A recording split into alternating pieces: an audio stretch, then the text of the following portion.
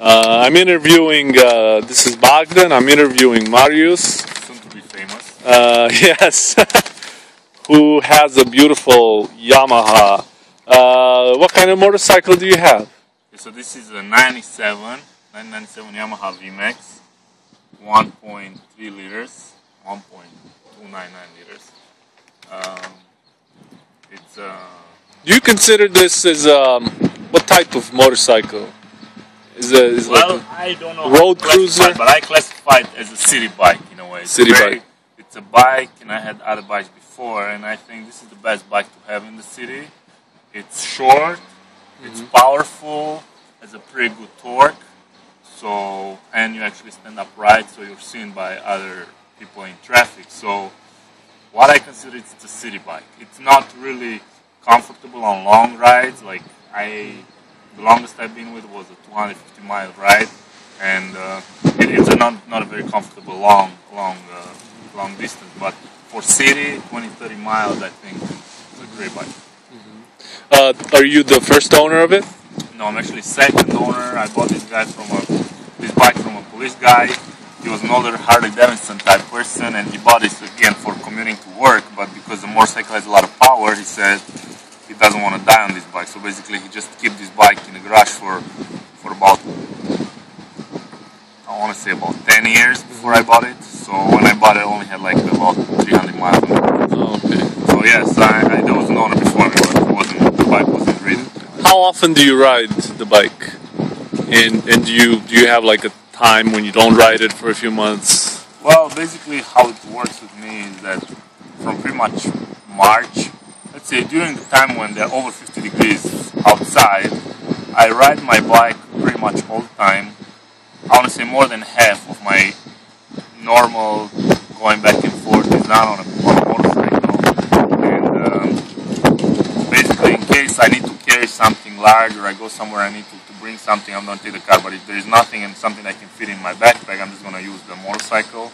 And so yeah, usually summertime, spring, summer, fall, I am most of the time on a bike. Do you do any of the maintenance? Well, I do basic. I'm not very skillful at technical stuff, but I change my oils twice a year, the filter. I also change my brakes. I'm actually planning to do a tire. I have to change my tires soon. So yeah, I do basic stuff, but I'm not an advanced mechanic whatsoever. Did you take the motorcycle safety rider course? Actually, I did not take it. I'm a self-taught. I probably should have, but I probably have to figure out stuff better that way. But no, actually, no, I didn't. I just learned by myself.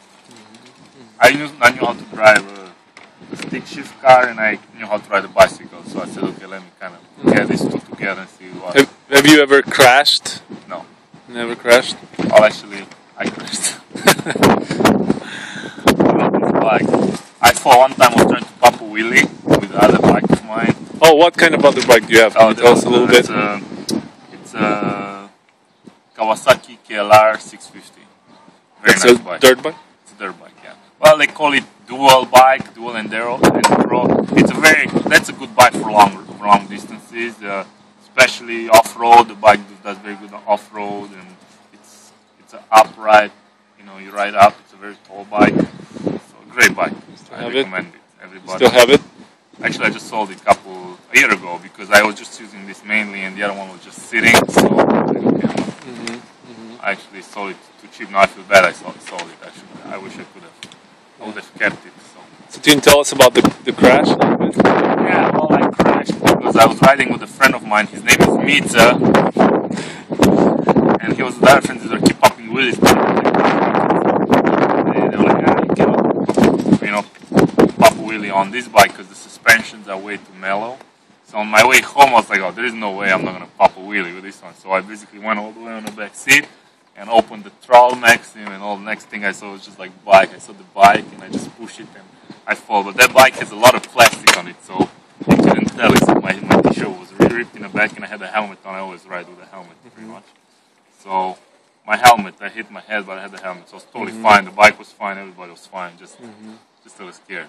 So you think it was because of some sort of mishandling? Well, I didn't know what I'm doing, and I was bravading there to myself, trying to prove oh, skill plan, no. But other than that, I never crash like in traffic. Knock on wood, whatever. Yeah. Well, why do you think usually in your opinion, what do you think most riders crash? Well, what do you think the reason would be? It's my opinion, and I mean I don't want to judge anybody, but from what I see, I mean when I'm on this bike, I'm extra careful. I mean I'm really not gonna push my way into traffic, and I'm really preventing any stuff. So I'm basically 360 degree. I know what's going on beside and around. So why people crash, I think, because they go too fast. They don't take enough precautions. Unfortunately, probably there are a lot of events in which motorcycles are hit by negligent drivers.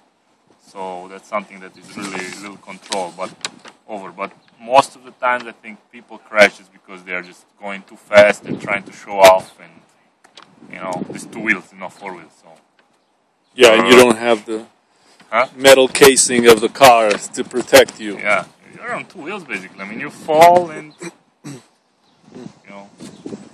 Yeah.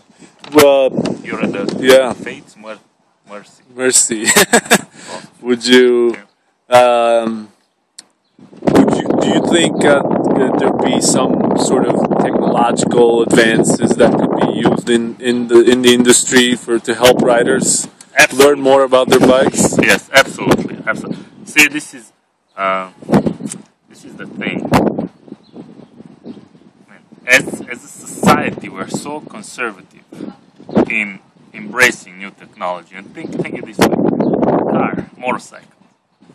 Ever since they were invented, there is nothing else that was added to them. Okay, we bend the metal differently now, and but it's the same basic concept. The same with the motorcycle. There is nothing great innovation. It's just kind of building on a concept, So actually, I don't know if you're familiar with this guy. His name is Jack Fresco.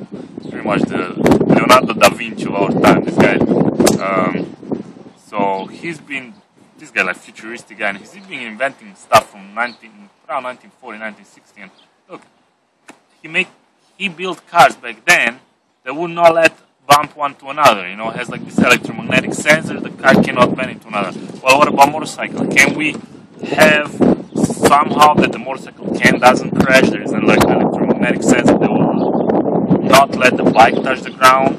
There is some sort of new innovation braking on a motorcycle in case something happened. Let's stop the bike, let not it fall. I mean, the sky is the limit, But no, we are just so stuck into wherever we know, and we're really afraid to actually go ahead and come up with technology. Even if people come up with technology, we're, I would say, hard-headed to change and try to radicalize and make something totally new. So yeah, that's why. Look, Jack Fresco. Jack Fresco. Would you? Would any technological features added onto a bike, would those be influencing your decision when buying a bike? Would you look at absolutely. Technological? I mean, I'm all for technology advancements, and I think that's a big selling point to me. If you make a bike that is safer than the bike next door, of course I'm going to choose for safety. I mean, I love to enjoy riding, and I enjoy being safe, so yes. Okay, well, thank you very much. Do I get paid? Just kidding. If there's anything you want to add on to this, all right, that's it. Thank you. Yeah.